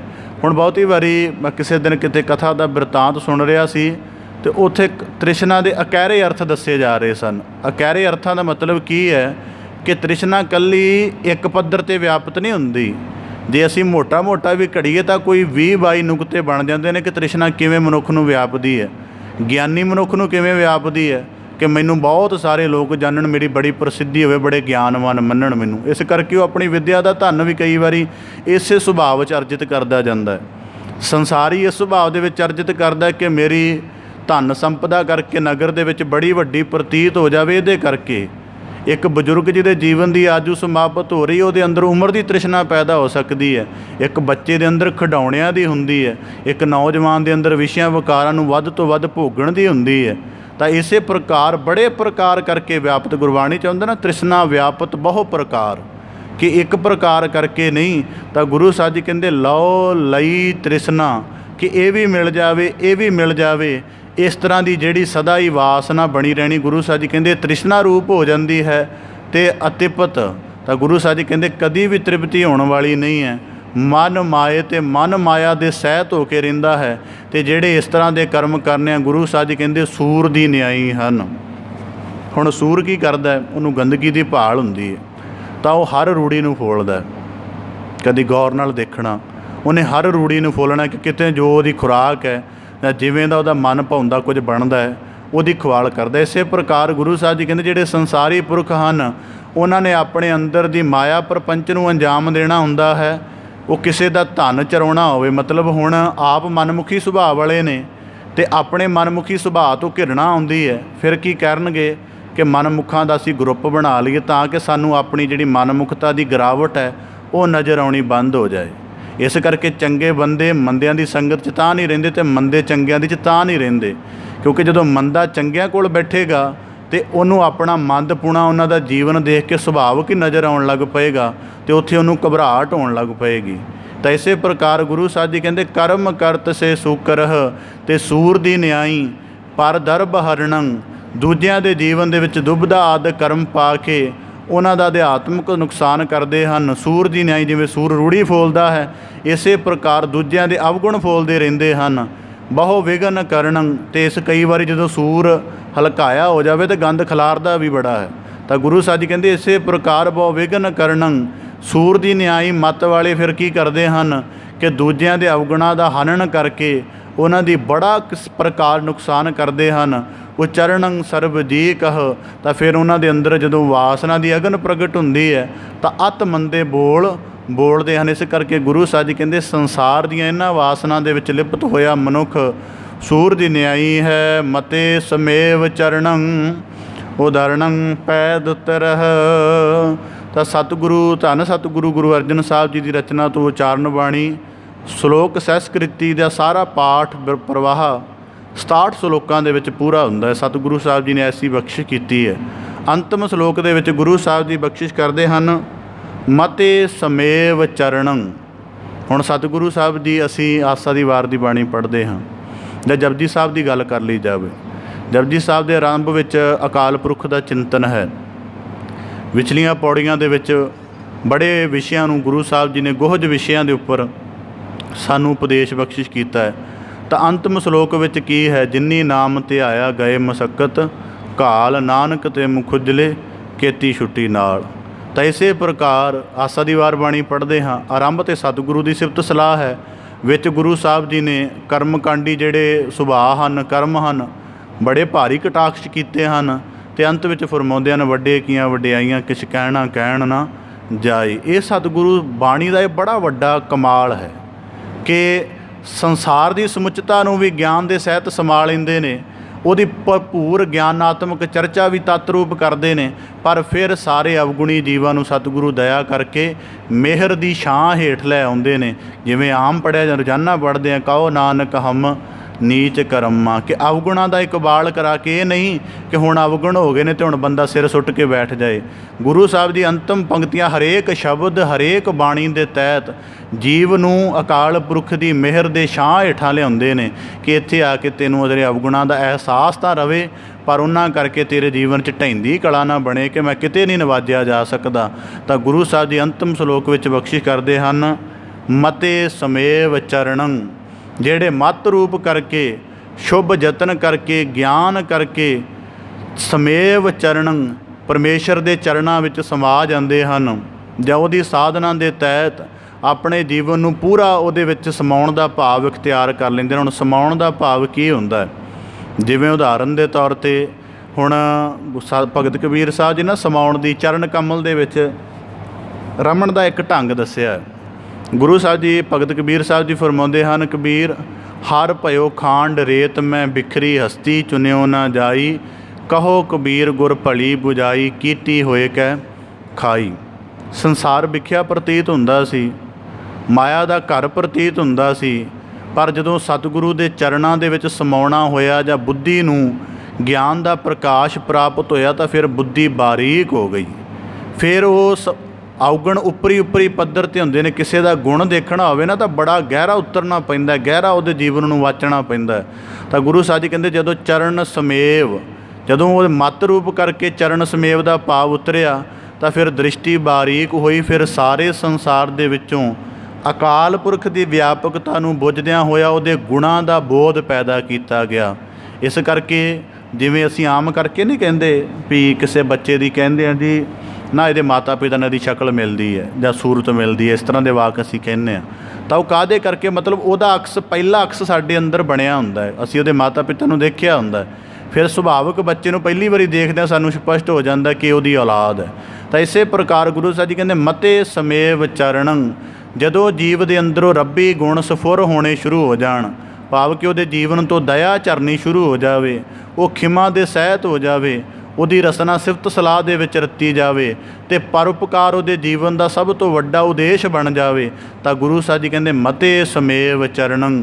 ਇਸ ਪ੍ਰਕਾਰ ਜੀਵ ਪਰਮੇਸ਼ਰ ਦੇ ਚਰਨਾਂ ਵਿੱਚ ਰਤਿਆ ਜਾ ਸਕਦਾ। ਇਹਦੇ ਸਦਕਾ ਹੋਏਗਾ ਕਿ ਉਦਾਹਰਣੰ ਭੈ ਦੁੱਤਰਹ। ਤਾਂ ਜਿਹੜਾ ਸੰਸਾਰ ਸਾਗਰ ਵਾਸਨਾ ਦੀਆਂ ਤ੍ਰਿਸ਼ਨਾ ਦੀਆਂ ਲਹਿਰਾਂ ਵਾਲਾ ਕਿਹਾ ਜਾਂਦਾ ਹੈ, ਜਿਹੜੇ ਸੰਸਾਰ ਸਾਗਰ ਨੂੰ ਤਰਨਾ ਬੜਾ ਹੀ ਔਖਾ ਜਾਂ ਅਸੰਭਵ ਕਿਹਾ ਜਾਂਦਾ, ਤਾਂ ਗੁਰੂ ਸਾਹਿਬ ਜੀ ਕਹਿੰਦੇ ਇਹ ਸ਼ੁਭ ਕਰਮ ਕਮਾਉਣ ਕਰਕੇ ਉਦਾਹਰਣੰ ਭੈ ਦੁੱਤਰਹ। ਹੁਣ ਸਾਗਰ ਸਮੁੰਦਰ ਤੋਂ ਤਰਨਾ ਹੋਵੇ ਤਾਂ ਕਿਸੇ ਮਜ਼ਬੂਤ ਬੇੜੀ ਦੀ ਲੋੜ ਹੁੰਦੀ। ਬਾਬਾ ਫਰੀਦ ਸਾਹਿਬ ਜੀ ਦੇ ਵਾਕ ਨੇ, ਬੇੜਾ ਬੰਦ ਨਾ ਸਕਿਓ ਬੰਧਨ ਕੀ ਵੇਲਾ। ਮੈਂ ਕਿਸੇ ਦਿਨ ਇਹ ਵਾਕ ਪੜ੍ਹੇ, ਉਸੇ ਪਾਲੀ ਗੁਰੂ ਸਾਹਿਬ ਜੀ ਦੇ ਦੂਜਾ ਉਪਦੇਸ਼ ਯਾਦ ਆ ਗਿਆ। ਗੁਰੂ ਨਾਨਕ ਸਾਹਿਬ ਜੀ ਫਰਮਾਉਂਦੇ ਨੇ, ਜਪ ਤਪ ਕਾ ਬੰਦ ਬੇੜਲਾ ਜਿਤ ਲੰਘੇ ਵਹੇਲਾ। ਕਿ ਜਪ ਤਪ ਦਾ ਇੱਕ ਵੇਲਾ ਹੁੰਦਾ ਹੈ, ਉਮਰ ਹੁੰਦੀ ਹੈ, ਇੱਕ ਅਵਸਥਾ ਹੁੰਦੀ ਹੈ ਜਦੋਂ ਪੂਰਾ ਬਲ ਹੁੰਦਾ ਹੈ। ਅਤੇ ਗੁਰੂ ਸਾਹਿਬ ਜੀ ਬਾਬਾ ਫਰੀਦ ਸਾਹਿਬ ਦੇ ਸਲੋਕ ਦਾ ਜਵਾਬ ਅਗਲੇ ਵਿਕਸਿਤ ਰੂਪ ਵਿੱਚ ਦਿੰਦੇ ਹਨ ਕਿ ਜਿਸ ਬੇੜੇ ਦੀ ਗੱਲ ਬਾਬਾ ਫਰੀਦ ਸਾਹਿਬ ਜੀ ਕਰ ਰਹੇ ਹਨ ਕਿ ਬੇੜਾ ਬੰਦ ਨਾ ਸਕਿਓ, ਤਾਂ ਗੁਰੂ ਸਾਹਿਬ ਜੀ ਕਹਿੰਦੇ ਉਹ ਬੇੜਾ ਕਾਹਦੇ ਨਾਲ ਬੰਨਣਾ ਹੈ? ਜਪ ਤਪ ਕਾ ਬੰਦ ਬੇੜਲਾ ਜਿਤ ਲੰਘੇ ਵਹੇਲਾ। ਤਾਂ ਇਸੇ ਪ੍ਰਕਾਰ ਬਖਸ਼ਿਸ਼ ਕਰਦੇ ਹਨ ਕਿ ਜਪ ਤਪ ਦੇ ਸਹਿਤ ਸ਼ੁਭ ਕਰਮ ਕਰਕੇ, ਸਿਫਤ ਸਲਾਹ ਧਨ ਰਾਸ ਇਕੱਤਰਿਤ ਕਰਕੇ ਜਿਹੜਾ ਜੀਵਨ ਨੂੰ ਮਹਾ ਠੋਸ ਜਬਤ ਦੇਣਾ ਹੈ, ਇਹ ਬੇੜਾ ਬੰਨਣ ਵਾਲੀ ਗੱਲ ਹੈ। ਤਾਂ ਗੁਰੂ ਸਾਹਿਬ ਜੀ ਕਹਿੰਦੇ ਜਿਹੜਾ ਜਪ ਤਪ ਦਾ ਬੇੜਾ ਤਿਆਰ ਕਰਦਾ ਹੈ ਉਹੀ ਇਸ ਸੰਸਾਰ ਸਮੁੰਦਰ ਤੋਂ ਪਾਰ ਪੈਂਦਾ। ਮੈਂ ਕਿਸੇ ਦਿਨ ਬੇੜੇ ਦੇ ਰੂਪਕ ਦੀ ਚਰਚਾ ਕਰ ਰਿਹਾ ਸਾਂ, ਤਾਂ ਉਹਦੇ ਵਿੱਚ ਬੜਾ ਗੁਰੂ ਉਪਦੇਸ਼ ਨੂੰ ਸਮਝਣ ਦਾ ਯਤਨ ਕੀਤਾ। ਤਾਂ ਉਹਦੇ ਵਿੱਚ ਕੀ ਹੁੰਦਾ ਹੈ ਕਿ ਜਦੋਂ ਬੇੜੀ ਸਾਗਰ ਦੇ ਵਿੱਚ ਠਿੱਲੀ ਜਾਂਦੀ ਹੈ ਨਾ, ਤਾਂ ਆਮ ਕਰਕੇ ਕਦੇ ਤੁਸੀਂ ਇਸ ਤਰ੍ਹਾਂ ਦੀ ਕੋਈ ਨਦੀ ਆਦਿਕ ਦੀ ਯਾਤਰਾ ਕੀਤੀ ਹੋਵੇ ਤਾਂ ਵਧੇਰੇ ਪਤਾ ਹੋਵੇਗਾ। ਤਾਂ ਜਿਹੜਾ ਮਲਾਹ ਹੈ ਉਹ ਸਵੇਰੇ ਵੇਲੇ ਕੀ ਕਰਦਾ, ਜਦੋਂ ਬੇੜੀ ਬਣ ਜਾਂਦੀ ਹੈ ਤਾਂ ਜਦੋਂ ਪਹਿਲੀ ਵਾਰੀ ਬੇੜੀ ਠਿੱਲਣੀ ਹੁੰਦੀ ਹੈ, ਬੇੜੀ ਉਲਟ ਕਰਦੇ ਨੇ ਤਾਂ ਉਹਦੇ ਉੱਪਰਲੇ ਪਾਸੇ ਸਤ੍ਹਾ 'ਤੇ ਪਾਣੀ ਪਾਉਂਦੇ ਨੇ। ਫਿਰ ਦੂਜੇ ਪਾਸੇ ਕਰਕੇ ਦੇਖਦੇ ਨੇ ਕਿਤੇ ਕੋਈ ਪਾਣੀ ਦਾ ਕੋਈ ਹਿੱਸਾ ਅੰਦਰਲੇ ਪਾਸੇ ਸਿਮ ਤਾਂ ਨਹੀਂ ਰਿਹਾ। ਇਸੇ ਪ੍ਰਕਾਰ ਜਿੰਨਾ ਸੰਸਾਰ ਸੁੰਦਰ ਤੋਂ ਪਾਰ ਪੈਣਾ ਹੈ, ਆਪਣੀ ਮੱਤ ਨੂੰ ਪਲਟਾ ਦਿੰਦੇ ਨੇ। ਗੁਰਬਾਣੀ 'ਚ ਵਾਕ ਹੈ, ਉਲਟੀ ਗੰਗਾ ਜਮਨ ਮਿਲਾਵੋ। ਤਾਂ ਇਸੇ ਪ੍ਰਕਾਰ ਉਲਟੀ ਮੱਤ ਕਿਵੇਂ ਕਰਦੇ ਨੇ ਕਿ ਜਿਨ੍ਹਾਂ ਕਰਮਾਂ ਨੂੰ ਸੰਸਾਰ ਸਹੀ ਮੰਨਦਾ ਜਾਂ ਪ੍ਰਮੁੱਖ ਮੰਨਦਾ ਜਾਂ ਉਹਨਾਂ ਨੂੰ ਉਚਿਤਮ ਮੰਨਦਾ ਹੈ, ਗੁਰਮੁਖ ਉਹਨਾਂ ਦੇ ਉਲਟ ਹੋ ਜਾਂਦੇ ਨੇ। ਉਹਨਾਂ ਨੂੰ ਪਤਾ ਹੈ ਕਿ ਆਮ ਮਹਿਫਲ ਦੇ ਵਿੱਚ ਬੈਠ ਕੇ ਚਰਚਾ ਕਰਨੀ ਆਤਮਿਕ ਉਚਤਾ ਨਹੀਂ ਬਣਾ ਸਕਦੀ। ਫਿਰ ਉਹ ਬੇੜੀ ਵਿੱਚ ਠਿੱਲ ਦਿੰਦੇ ਨੇ। ਫਿਰ ਉਹਦੇ ਵਿੱਚ ਬਾਕਾਇਦਾ ਇਸ ਤਰ੍ਹਾਂ ਦਾ ਇੰਤਜ਼ਾਮ ਰੱਖਦੇ ਨੇ ਚੱਪੂ ਆਦਿਕ ਦਾ ਕਿ ਬੇੜੀ ਲਗਾਤਾਰ ਚੱਲਦੀ ਜਾਵੇ, ਤਾਂ ਚੱਪੂ ਚੱਲਦਾ ਰਵੇ ਤਾਂ ਬੇੜੀ ਚੱਲੇਗੀ। ਤਾਂ ਗੁਰੂ ਸਾਹਿਬ ਜੀ ਕਹਿੰਦੇ ਇਸੇ ਪ੍ਰਕਾਰ ਜਿਹੜਾ ਰੋਜ਼ਾਨਾ ਦਾ ਜਪ ਤਪ ਦਾ ਕਰਮ ਹੈ ਕਿ ਤੇਰਾ ਜੀਵਨ ਕਿਤੇ ਖੜੋਤ ਗ੍ਰਹਿਣ ਨਾ ਕਰ ਜਾਏ। ਜਦੋਂ ਬੇੜੀ ਕਿਤੇ ਸਮੁੰਦਰ ਵਿੱਚ ਰੁਕ ਜਾਏ ਨਾ, ਤਾਂ ਉਹਦੇ ਹੇਠਾਂ ਜਲ ਦਾ ਪ੍ਰਭਾਵ ਬਣ ਜਾਂਦਾ ਅਤੇ ਉਹ ਚੱਕਰਵਾਦ ਕਰਕੇ ਡਗਮਗਾਉਣਾ ਸ਼ੁਰੂ ਕਰ ਦਿੰਦੀ ਹੈ। ਅਤੇ ਸਤ ਸੰਗਤ ਰੋਜ਼ਾਨਾ ਦਾ ਕਰਮ ਐਸਾ ਹੈ ਕਿ ਜਿਹੜਾ ਜੀਵਨ ਨੂੰ ਡਗਮਗਾਉਣ ਨਹੀਂ ਦਿੰਦਾ ਅਤੇ ਇਹਨੂੰ ਇੱਕ ਵਹਿਣ ਦੇ ਵਿੱਚ ਰੱਖਦਾ ਹੈ। ਤਾਂ ਗੁਰੂ ਸਾਹਿਬ ਜੀ ਫਿਰ ਕਹਿੰਦੇ ਇਸੇ ਪ੍ਰਕਾਰ ਬੇੜੀ ਦੇ ਵਿੱਚ ਨਾ, ਬੇੜੀ ਦੇ ਅਗਲੇ ਪਾਸੇ ਇੱਕ ਬਹੁਤ ਪਤਲੀ ਜੀ ਸੋਟੀ ਲਗਾ ਕੇ ਇੱਕ ਹਲਕਾ ਜਿਹਾ ਕੱਪੜਾ ਟੰਗਿਆ ਹੁੰਦਾ ਹੈ। ਉਸ ਹਲਕੇ ਕੱਪੜੇ ਦਾ ਪ੍ਰਭਾਵ ਕੀ ਹੁੰਦਾ ਹੈ ਕਿ ਸਾਗਰ ਦੇ ਵਿੱਚ ਹਵਾ ਕਿਸ ਤਰਫ ਚੱਲ ਰਹੀ ਹੈ ਉਸ ਚੀਜ਼ ਤੋਂ ਪਤਾ ਲੱਗ ਜਾਂਦੀ ਹੈ। ਹੁਣ ਤਾਂ ਆਧੁਨਿਕ ਹੋ ਗਿਆ, ਪਹਿਲਾਂ ਇਸ ਤਰ੍ਹਾਂ ਦੇ ਸਨ। ਤਾਂ ਫਿਰ ਇਸੇ ਪ੍ਰਕਾਰ ਗੁਰੂ ਸਾਹਿਬ ਜੀ ਕਹਿੰਦੇ ਜਦੋਂ ਜਪ ਤਪ ਕਰਦਿਆਂ ਸੁਰਤ ਉਚੇਰੀ ਚਲੀ ਜਾਂਦੀ ਹੈ, ਤਾਂ ਫਿਰ ਇੱਕ ਇੱਕ ਨਿੱਕਾ ਫੁਰਨਾ ਵੀ ਮਨੁੱਖ ਨੂੰ ਪਤਾ ਲੱਗਦਾ ਕਿ ਇਹ ਕਿਸ ਵਿਕਾਰ ਕਿਸ ਪ੍ਰਭਾਵ ਕਰਕੇ ਮਨ ਵਿੱਚ ਆ ਰਿਹਾ। ਅਤੇ ਫਿਰ ਉਹਨਾਂ ਸਾਰੇ ਹੀ ਜਿਹੜੇ ਯਤਨ ਹਨ ਫੁਰਨਿਆਂ ਤੋਂ ਮਨੁੱਖ ਪੂਰਾ ਸੁਚੇਤ ਹੋ ਜਾਂਦਾ ਹੈ ਅਤੇ ਉਹ ਆਪਣੀ ਬੇੜੀ ਦੀ ਚਾਲ ਨੂੰ ਜਾਂ ਤੇਜ਼ ਕਰ ਲੈਂਦਾ ਹੈ ਜਾਂ ਜਿਸ ਤਰਫ ਹਵਾ ਦਾ ਵਹਾਅ ਹੋਵੇ, ਭਾਵ ਕਿ ਭਾਣੇ ਦੇ ਸਹਿਤ ਹੋ ਕੇ ਕਿ ਜੇ ਮੇਰਾ ਜੀਵਨ ਮਰਜ਼ਾਦਾ ਵਿੱਚ ਢਲ ਜਾਏਗਾ ਤਾਂ ਛੇਤੀ ਸਫਲ ਹੋ ਜਾਏਗਾ। ਇਸੇ ਪ੍ਰਕਾਰ ਉਹ ਆਪਣਾ ਮਨ ਸਮਰਪਣ ਕਰਕੇ ਆਗਿਆ ਵਿੱਚ ਢਾਲ ਲੈਂਦਾ ਹੈ। ਤਾਂ ਗੁਰੂ ਸਾਹਿਬ ਜੀ ਕਹਿੰਦੇ ਉਦਾਹਰਣੰ ਪੈਦ ਉਤਰਹਿ। ਇਸੇ ਪ੍ਰਕਾਰ ਸੰਸਾਰ ਸਾਗਰ ਤੋਂ ਪਾਰ ਹੁੰਦੇ ਹਨ। ਅਨੇਕ ਪਾਤਿਕ ਹਰਣੰ ਨਾਨਕ ਸਾਧ ਸੰਗ ਮਨਾ ਸੰਸਿਅਹ। ਤਾਂ ਗੁਰੂ ਅਰਜਨ ਸਾਹਿਬ ਦੀ ਅੰਤਮ ਸ਼ਲੋਕ ਦੀ ਅੰਤਮ ਪੰਕਤੀ ਵਿੱਚ ਬਖਸ਼ਿਸ਼ ਕਰਦੇ ਹਨ, ਅਨੇਕ ਪਾਤਿਕ ਹਰਣੰ। ਕਰੋੜਾਂ ਪਾਪਾਂ ਦੇ ਭਾਪ ਮੈਲ ਅਵਗੁਣ ਗੁਨਾਹਾਂ ਦੀ ਮਲੀਨਤਾ ਨਸ਼ਟ ਹੋ ਜਾਂਦੀ ਹੈ। ਨਾਨਕ ਸਾਧ ਸੰਗ ਮਨਾ ਸੰਸਿਅਹ। ਜਿਹੜੇ ਨਿਤਾ ਪ੍ਰਤੀ ਸਾਧ ਸੰਗਤ ਵਿੱਚ ਜੁੜ ਕੇ ਗੁਰਸਿੱਖਾਂ ਦੀ ਸੁਹਬਤ ਨੂੰ, ਗੁਰੂ ਕੇ ਚਰਨਾਂ ਦੇ ਆਨੰਦ ਨੂੰ ਮਾਣਦੇ ਹਨ, ਗੁਰੂ ਸਾਹਿਬ ਜੀ ਕਹਿੰਦੇ ਕਿਸੇ ਪ੍ਰਕਾਰ ਦੀ ਪਾਤਕ ਮੈਲ ਅਵਗੁਣਾਂ ਦਾ ਭਾਵ, ਗੁਨਾਹਾਂ ਦਾ ਬੋਝ, ਆਦਿ ਵਿਆਦ ਉਪਾਦ ਦੇ ਕਸ਼ਟ ਉਹਨਾਂ ਦੇ ਨਿਕਟ ਵੀ ਆਉਂਦੇ ਨੇ। ਐਸੀ ਸਾਧ ਸੰਗਤ ਦੀ ਮਹਾਨਤਾ ਇਸ ਪ੍ਰਕਾਰ ਗੁਰੂ ਸਾਹਿਬ ਦੀ ਪਾਵਨ ਬਾਣੀ ਦੀ ਸੰਪੂਰਨ ਵਿਆਖਿਆ ਤੇ ਸਾਧ ਸੰਗਤ ਦੀ ਉੱਤਮਤਾ ਪ੍ਰਗਟਾ ਕੇ ਸਾਨੂੰ ਬਖਸ਼ਿਸ਼ ਕਰਦੇ ਹਨ। ਸਤਿਗੁਰੂ ਕੀ ਅਪਾਰ ਮਿਹਰਾਮਤ ਹੈ। ਸ਼ਲੋਕ ਸੰਸਕ੍ਰਿਤੀ ਬਾਣੀ ਦੀ ਲੜੀਵਾਰ ਵਿਆਖਿਆ ਆਰੰਭ ਹੋਈ ਸੀ। ਆਮ ਕਰਕੇ ਤਾਂ ਇਸ ਬਾਣੀ ਦਾ ਪਾਠ ਕਰਨਾ ਵੀ ਆਪਣੇ ਆਪ ਦੇ ਵਿੱਚ ਕਿਸੇ ਨੂੰ ਸ਼ੁੱਧ ਕਰਨਾ ਆ ਜਾਵੇ ਨਾ, ਤਾਂ ਉਹ ਥਾਂ ਥਾਂ ਦੱਸਦਾ ਕਿ ਮੈਨੂੰ ਸੰਸਕ੍ਰਿਤੀ ਬਾਣੀ ਦਾ ਪਾਠ ਕਰਨਾ ਆਉਂਦਾ ਹੈ। ਪਰ ਸਤਿਗੁਰੂ ਕੀ ਅਪਾਰ ਮਿਹਰਾਮਤ ਹੈ, ਸਾਨੂੰ ਸਤਿਗੁਰੂ ਸਾਹਿਬ ਜੀ ਨੇ ਅਣਜਾਣ ਜੀਵਨ ਨੂੰ ਨਿਵਾਜ ਕੇ ਆਪਣੀ ਪਾਵਨ ਬਾਣੀ ਦੀ ਵਿਆਖਿਆ ਕਥਨ ਦਾ, ਸ਼ਰਵਣ ਕਰਨ ਦਾ ਅਤੇ ਵਿਆਖਿਆ ਨੂੰ ਬੁੱਝਣ ਦਾ ਤਾਣ ਬਖਸ਼ਿਸ਼ ਕੀਤਾ ਹੈ। ਆਪ ਜੀ ਨੇ ਬੜੇ ਵਿਸਥਾਰ ਦੇ ਵਿੱਚ ਬਾਣੀ ਦੀ ਵਿਆਖਿਆ ਨੂੰ ਸ਼ਰਵਣ ਕੀਤਾ ਹੈ। ਧੰਨ ਗੁਰੂ ਨਾਨਕ ਸਾਹਿਬ ਜੀ ਨੇ ਸ਼ਲੋਕ ਸੰਸਕ੍ਰਿਤੀ ਦੇ ਹੇਠ 4 ਸ਼ਲੋਕ ਰਚੇ ਸਨ, ਜਿਹਦੇ ਵਿੱਚ ਕਰਮਕਾਂਡੀ ਸੁਭਾਵਾਂ ਤੋਂ ਉੱਪਰ ਉੱਠ ਕੇ ਸਹੀ ਧਾਰਮਿਕਤਾ ਨੂੰ ਗ੍ਰਹਿਣ ਕੀਤਾ ਜਾਵੇ। ਗੁਰੂ ਅਰਜਨ ਸਾਹਿਬ ਜੀ ਨੇ 67 ਸ਼ਲੋਕਾਂ ਵਿੱਚ ਬੜੇ ਹੀ ਗੁਹਜ ਉਪਦੇਸ਼ ਦੇ ਕੇ ਨਵਾਜਿਆ। ਆਰੰਭ ਦੇ ਵਿੱਚ ਮਾਤਾ ਪਿਤਾ ਦੇ ਸੰਬੰਧ ਕੈਸੇ ਹੋਣ, ਸਾਡੇ ਜੀਵਨ ਦੀ ਅਸਲੀਅਤ ਕੀ ਹੈ, ਪਰਮੇਸ਼ਰ ਦੀ ਹਸਤੀ ਨੂੰ ਕਿਵੇਂ ਨਿਕਟ ਕਰਕੇ ਮਹਿਸੂਸ ਕੀਤਾ ਜਾਵੇ, ਪੰਜਾਂ ਵਿਕਾਰਾਂ ਦੇ ਪ੍ਰਭਾਵ ਤੋਂ ਕਿਵੇਂ ਬਚਿਆ ਜਾਵੇ, ਤ੍ਰਿਸ਼ਨਾ ਦੀ ਅਗਨ ਨੂੰ ਕਿਵੇਂ ਬੁਝਾਇਆ ਜਾਵੇ, ਸਾਧ ਸੰਗਤ ਦੇ ਵਿੱਚ ਆਤਮਿਕ ਧਨ ਨੂੰ ਕਿਵੇਂ ਕਮਾਇਆ ਜਾਵੇ। ਤਮਾਮ ਐਸੇ ਉਪਦੇਸ਼ ਗੁਰੂ ਸਾਹਿਬ ਜੀ ਨੇ ਸਾਨੂੰ ਕਰਕੇ ਨਵਾਜਿਆ। ਸਤਿਗੁਰੂ ਕਿਰਪਾ ਕਰਨ ਸਮੁੱਚੀ ਬਾਣੀ ਦਾ ਭਾਵ ਉਪਦੇਸ਼ ਸਾਡੇ ਸਾਰਿਆਂ ਦੇ ਹਿਰਦੇ ਅੰਦਰ ਵਸ ਜਾਏ, ਸਾਰਿਆਂ ਦਾ ਇੱਥੇ ਆਇਆ ਸਫਲਾ ਹੋਵੇ ਜੀ। ਭਾਵੇਂ ਲੜੀਵਾਰ ਬਾਣੀ ਦੀ ਵਿਆਖਿਆ ਦੀ ਆਪ ਜੀ ਦੇ ਨਾਲ ਸਾਂਝ ਪਾਉਂਦਿਆਂ ਹੋਈਆਂ ਬੇਅੰਤ ਭੁੱਲਾਂ ਦੀ ਖਿਮਾ ਜਾਚਨਾ ਸਤਿਗੁਰੂ ਕਿਰਪਾ ਕਰਨ। ਬਾਣੀ ਦੇ ਉਪਦੇਸ਼ ਸਾਡੇ ਦ੍ਰਿੜ ਕਰਮ ਦਾ ਅਮਲ ਦਾ ਅੰਗ ਬਣ ਜਾਣ। ਅਸੀਂ ਗੁਰਬਾਣੀ ਦੀ ਮਿਹਰਾਮਤ ਨੂੰ ਮਾਣਦਿਆਂ ਹੋਇਆਂ ਆਪਣੇ ਜੀਵਨ ਨੂੰ ਕੰਚਨ ਵਰਗਾ ਬਣਾਈਏ ਜੀ। ਆਪ ਸੰਗਤਾਂ ਦੇ ਸਨਮੁਖ ਬਾਣੀ ਦੀ ਵਿਆਖਿਆ ਦਾ ਯਤਨ ਰੱਖਦਿਆਂ ਹੋਇਆਂ ਹੋਈਆਂ ਬੇਅੰਤ ਭੁੱਲਾਂ ਦੀ ਖਿਮਾ ਜਾਚਨਾ ਜੀ ਸਤਿਗੁਰੂ ਕਿਰਪਾ ਕਰਨ। ਇਸੇ ਪ੍ਰਕਾਰ ਸਾਡੀ ਪ੍ਰੀਤ ਭਾਵਨਾ ਸਾਡੀ ਸਤ ਸੰਗਤ ਵਿੱਚ ਜੋੜਨ ਦਾ ਕਰਮ ਬਣਿਆ ਰਹੇ ਅਤੇ ਗੁਰੂ ਮਿਹਰਾਮਤ ਦੇ ਪਾਤਰ ਬਣਦੇ ਰਹੀਏ ਜੀ। ਇੱਕ ਵਾਰੀ ਫਿਰ ਭੁੱਲਾ ਖਿਮਾ ਦੀ ਜਾਚਨਾ ਜੀ। ਬੜੇ ਅਦਬ ਸਹਿਤ ਗੱਜ ਕੇ ਫਤਿਹ ਅਰਜ ਕਰੋ ਜੀ। ਵਾਹਿਗੁਰੂ ਜੀ ਕਾ ਖਾਲਸਾ, ਵਾਹਿਗੁਰੂ ਜੀ ਕੀ ਫਤਿਹ।